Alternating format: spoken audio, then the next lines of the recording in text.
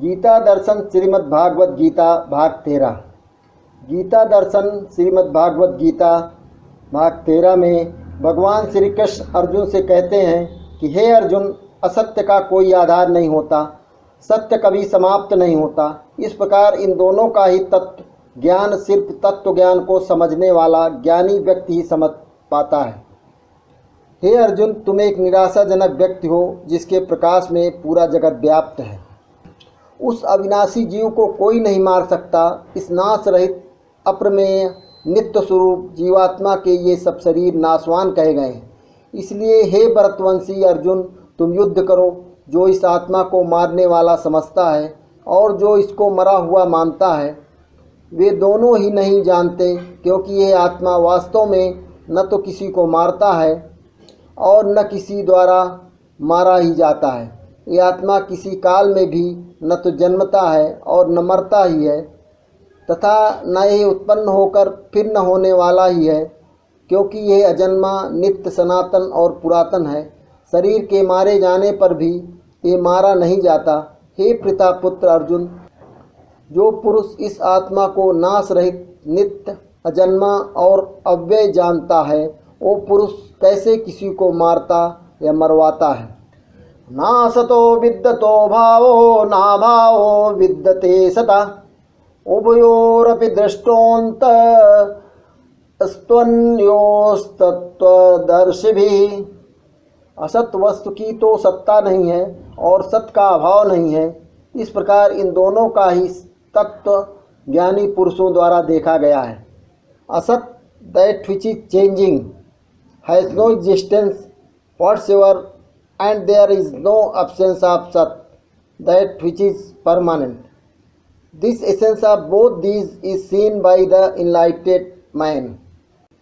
अविनाशु तु तद्बुद्धि येन सर्वमिदं ततं, विनाशं व्ययस्यास्य न कश्चित् कर्तुमर्हति।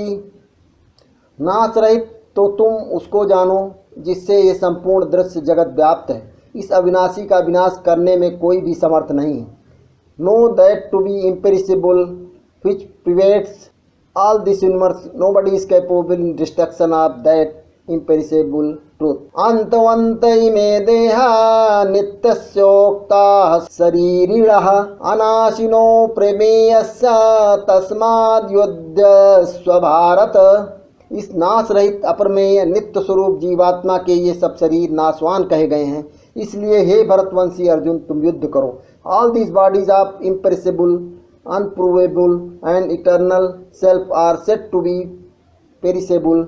सो descendant, O Bharat, you fight. यैनं वेत्ति हन्तारं यश्चैनं मन्यते हतम्, उभौ तो न विजानीतो नायं हन्ति न हन्यते। जो इस आत्मा को मारने वाला समझता है और जो इसको मरा हुआ मानता है, वे दोनों ही नहीं जानते, क्योंकि यह आत्मा वास्तव में न तो किसी को मारता है और न किसी द्वारा मारा ही जाता है।